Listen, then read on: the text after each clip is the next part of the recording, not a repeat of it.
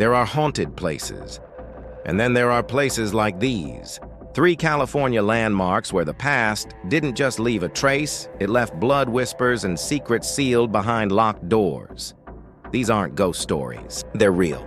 Subscribe if you're ready for true crime that chills long after the screen fades. Let's begin. Case 1. The Cecil Hotel, where the dead never checked out. Downtown Los Angeles is loud, chaotic, and ever-changing. But at the corner of Main Street and 7th 1 building seems frozen in time, its past sealed in red brick and shadow. That building is the Cecil Hotel.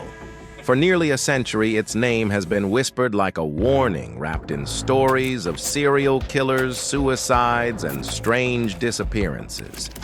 People don't just check in. Some never check out. Others vanish entirely. The Cecil opened in 1927. It was supposed to be a gem, an affordable luxury hotel for travelers arriving in the booming city of Los Angeles. But the timing couldn't have been worse. Within 2 years, the Great Depression hit. The area around the hotel, now known as Skid Row, fell into poverty, crime, and decay. The Cecil quickly lost its luster and found a new identity as a haven for the desperate, the forgotten, and sometimes the dangerous. By the 1930s, the deaths began. The first known case was W.K. Norton in 1931. He had checked in under a false name and was later found dead from poison in his room. It seemed like an isolated tragedy until it wasn't. Within a few years, more guests would die by suicide, including by gunshot poison and multiple people jumping from their windows. At one point, there were so many suicides at the Cecil that it earned a new nickname from locals, the Suicide Hotel. But suicides weren't the only horror that crept into the building. In 1947, just blocks away from the Cecil, a young woman named Elizabeth Short was found brutally murdered, her body mutilated and displayed in a vacant lot. She would become known as the Black Dahlia. According to several unverified reports, Elizabeth was seen at the Cecil Hotel bar just days before her death. Whether she truly stayed there remains unclear, but the association stuck, and the Cecil's reputation grew darker. Then came the murders. In the 1960s, a woman named Goldie Osgood, known affectionately as the Pigeon Lady of Pershing Square, was found murdered in her room at the Cecil. She had been raped and stabbed. Her room was ransacked. Though a man was arrested nearby with blood-stained clothes, he was eventually cleared and the murder remains unsolved to this day. Another layer of unresolved death added to the hotel's curse. But perhaps the most disturbing residents were the ones who lived quietly, at least at first. In the 1980s, serial killer Richard Ramirez, known as the Night Stalker, reportedly stayed at the Cecil while committing a series of brutal murders across Los Angeles. Witnesses later claimed he would return to the hotel late at night, shirtless, covered in blood, and no one questioned it. It was the Cecil. That kind of thing didn't raise eyebrows. And if that wasn't disturbing enough, another serial killer, Jack Unterweger, stayed at the Cecil in the early 1990s. He was a journalist from Austria who had been convicted of murder, released, and then came to America supposedly reformed. But while staying at the Cecil, sex workers around Los Angeles began disappearing. Later, he was linked to multiple murders, strangled with their own bras, and arrested. He had used the Cecil as a base, repeating his crimes just floors above unsuspecting guests. Still, the hotel kept operating. Its hallways, once meant for tourists, had become corridors of secrets. And then in 2013, something happened that would make the Cecil Hotel internationally infamous. Elisa Lam, she was a 21-year-old college student from Canada, traveling solo across the West Coast. On January 26th, she checked into the Cecil Hotel. Over the next few days, she explored the city, kept in contact with her family, and documented her trip on social media. Then she disappeared. For days, no one could find her. Police searched the building. Flyers were posted, but nothing turned up. Then came the elevator footage. Security video from inside the hotel's elevator showed Elisa behaving strangely, pressing multiple buttons, stepping in and out, hiding in the corner, talking to seemingly no one. She looked afraid, or confused, or something else entirely. The video was released to the public and instantly went viral. Theories exploded. Was she having a mental health crisis? Was someone following her? Was something paranormal involved? 2 weeks later, a maintenance worker checked the rooftop water tanks after guests complained of low water pressure and strange taste. Inside one of the tanks, floating naked, was Elisa's body. How she got there remains a mystery. The roof was supposedly locked and alarmed. The tanks were difficult to access. No one had seen her leave the elevator. The coroner ruled her death accidental drowning, with her bipolar disorder cited as a contributing factor. But many weren't convinced. Why was the lid to the tank closed? How did no one hear or see anything? Why did the elevator behave strangely? Elisa's case became the final nail in the coffin for the Cecil's reputation. It was no longer just a place of suicides and serial killers. Now it was viral horror. Haunted hotel, real death, on camera. By 2017, the Cecil closed its doors for renovations. Its history too heavy, its name too stained. In 2021, it reopened as a low-income housing facility under new management with attempts to rebrand. But the ghosts, both literal and metaphorical, never left. Today, the Cecil stands as a monument to something darker than just a haunted hotel. It's a place where crime, tragedy, and the supernatural have blurred into one, where real people died, vanished, or became something they never were before stepping inside. A building where time doesn't just stop, it loops, where history doesn't just haunt, it swallows. You can still walk by it. You can even stay nearby. But for many, the Cecil Hotel isn't just a location. It's a warning. Some places aren't haunted by ghosts. They're haunted by what people bring with them and what they leave behind. Case 2. The Whaley House, San Diego's most haunted home. At 2476 San Diego Avenue in Old Town, the white Greek Revival facade of the Whaley House rises from the dusty ground like a photograph that refuses to fade. Its windows are still its porch, silent, and yet the air around it feels occupied. The Whaley House isn't just a relic from California's past, it's a place where that past refuses to die. Built in 1857 by Thomas Whaley, the house was meant to be a statement of prosperity. Whaley had moved from New York and struck it rich during the California gold rush. He purchased the land at what was then the edge of San Diego and constructed what would become one of the first brick houses in Southern California. With red bricks fired on site, imported furnishings, and a grand staircase, the Whaley House was a symbol of ambition and permanence. But beneath the foundation lay something darker. Years earlier, the very land where Whaley chose to build had been the site of a public execution.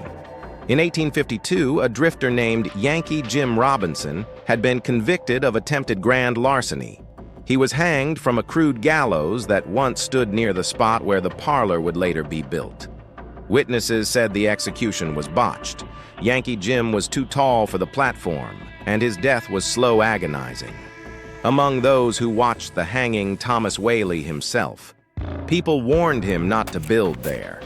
But Whaley didn't believe in superstition, or at least not until the house began to fight back. Shortly after moving in with his wife, Anna, and their children, strange things began to happen. Heavy footsteps echoed through the halls, even when no one was there. Doors slammed on their own. Cold drafts rushed through sealed rooms. The family believed they were being haunted by Yankee Jim's restless spirit. Tragedy followed them. In 1858, the Whaley's 18-month-old son, Thomas Jr., died from scarlet fever in the house. Just a few years later, a devastating fire destroyed part of the property, including Whaley's general store attached to the home. The family fled for San Francisco, shaken and grieving.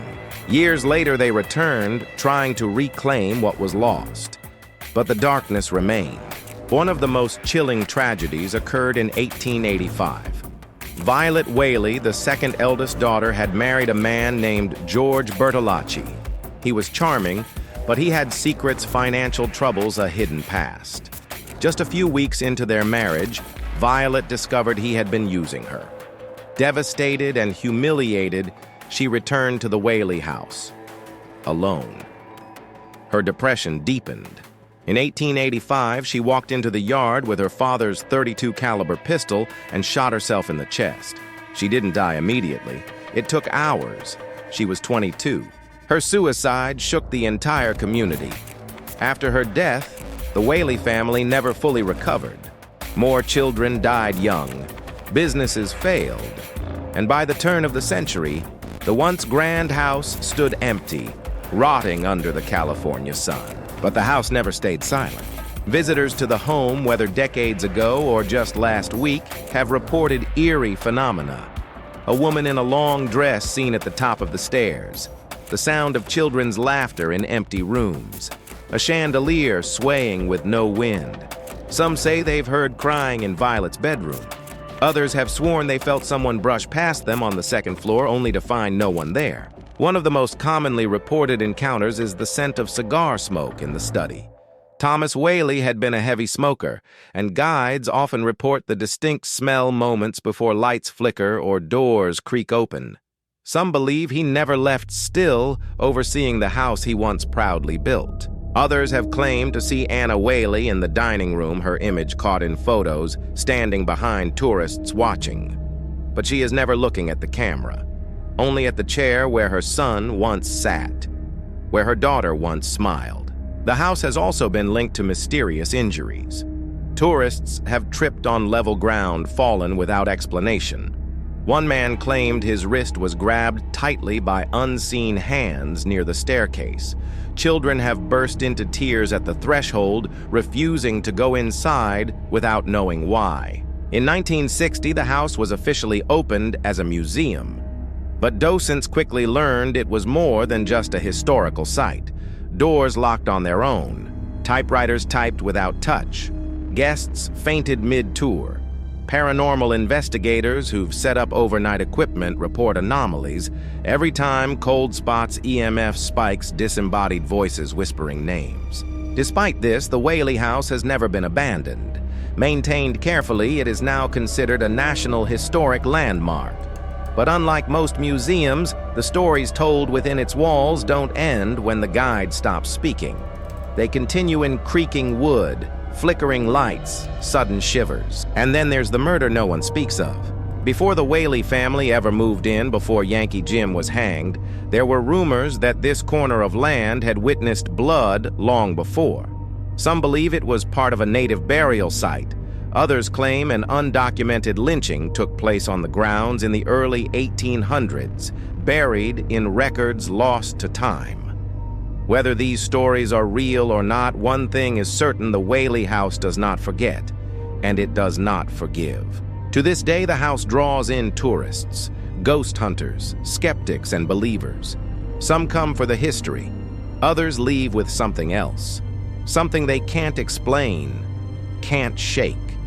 Nightmares, shadows that linger too long, dreams of a woman in a dark dress standing in silence. The Whaley House is not violent, it's not aggressive, but it doesn't need to be. Its power lies in memory, pain, presence, and silence. Because in this house, silence is never truly empty. Case 3. The Los Feliz Murder House, the home that froze in time. High above the glittering lights of Los Angeles, nestled in the quiet hills of Los Feliz, stands a house that time forgot. Its Spanish Revival architecture still looms behind an overgrown lawn and rusted iron gate. Inside, the furniture is mid-century, the Christmas decorations untouched. A rotary phone still sits on the kitchen wall. But no one lives here, not anymore. This is the Los Feliz Murder House. On the night of December 6, 1959, something horrific unfolded behind its locked doors. The house belonged to Dr. Harold Perelson, a respected physician-inventor and father of 3. By all appearances, the Perelsons were a picture of success. Harold was wealthy, intelligent, and had patented a new kind of medical device. His wife Lillian was quiet and elegant. Their children, Judy, Joel, and Debbie, were well-behaved, well-liked. But success is often just a surface. Sometime around 4:30 in the morning, Judy, the 18-year-old daughter, awoke to a sound, a wet, heavy thud, then a second. She got out of bed, walked down the hallway. That's when she saw him, her father, standing over her mother's bed, gripping a ball-peen hammer. Lillian lay, lifeless blood pooling across her pillow. Before Judy could scream, he turned to her and struck, but she didn't fall, wounded and bleeding. Judy ran from the house down the long driveway across the dark street and began banging on a neighbor's door. "My father's trying to kill us," she cried. The neighbor called the police. Back at the house, Dr. Perelson walked calmly to his younger children's bedroom. They were still asleep. He told them it was just a nightmare and sent them back to bed. Then he went to the bathroom, took 2 doses of Nembutal and 31 pills of a tranquilizer called Milltown. He lay down and waited. By the time police arrived, he was dead. Lillian was dead. Judy was in the hospital but alive. The 2 younger children were physically unharmed, though they would carry the trauma forever. The official story was that Dr. Perelson had suffered a mental breakdown, financial pressure, a failed invention. Rumors swirled about bankruptcy, about a failed lawsuit, about a hidden illness. But no one ever really knew. The house was sealed. The furniture left as it was. Dishes on the table, clothing in the closets, a Christmas tree still standing in the corner, dust settling on its ornaments, and then time stopped. The property was inherited but never sold. In the 1960s, it was purchased by a couple named Emily and Julian Enriquez. Strangely, they never moved in. Instead, they used it as storage boxes of clothes, holiday decorations, untouched furniture. Neighbors said they would occasionally see the Enriquezes pull up, unload things into the house, then drive away. But they never stayed. Year after year, decade after decade, the home stood untouched, unlived in, but never abandoned. It was as if the murder had frozen everything in place, like a crime scene preserved in amber. People began to talk. Visitors who dared to sneak in claimed they felt watched. Cold spots in hallways, doors that refused to stay shut, shadows that didn't match the light. The Christmas tree, they said, still stood in the corner. One child who wandered too close claimed he heard someone whisper his name from the upstairs window, even though the house was supposed to be empty. Local kids dared each other to run up the long steps at night. Most didn't make it past the porch. Some swore they saw a woman's figure standing in the front room, backlit by moonlight, unmoving. Paranormal investigators began to take interest, but none were officially allowed inside. The house remained privately owned, the mystery sealed behind no trespassing signs and thick brush. But that didn't stop the stories. The most common claim was this: it wasn't the murder that haunted the house. It was the feeling of interruption. A life, a future, a moment, cut off mid-sentence, like a dream that ends in the middle of a word. In 2016, after Emily Enriquez passed away, the house was finally sold again. This time, to a family planning to renovate. But renovation proved difficult. The structure was old, the history heavy. Many believe the energy in the house resisted change. As of now, the house remains largely as it was a strange artifact of grief and unfinished lives. There is no ghost story here in the traditional sense. No clear spirit, no recorded voice, no confirmed apparition. But the haunting is real, felt in silence in the cold air that greets anyone who steps inside, in the uneaten meal still on the kitchen counter. It's a house frozen, not just by time, but by the sudden violence that ripped through it. The most chilling thing about the Los Feliz Murder House is not the murder itself. It's that everything stayed exactly where it was, forever. It's a museum of what might have been.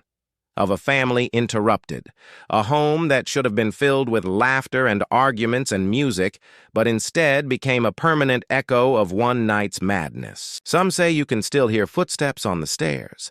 Others say if you stand in the yard long enough, the porch light flickers, though no electricity has ever been restored.